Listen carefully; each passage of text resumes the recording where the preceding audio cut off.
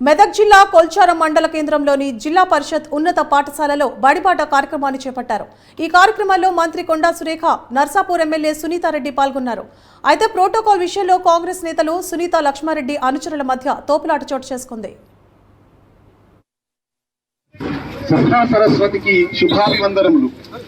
జిల్లా పరిషత్ ఉన్నత పాఠశాల కుల్చారంలో నిర్వహిస్తున్న ఆచార్య జయశంకర్ బడిబాట ముగింపు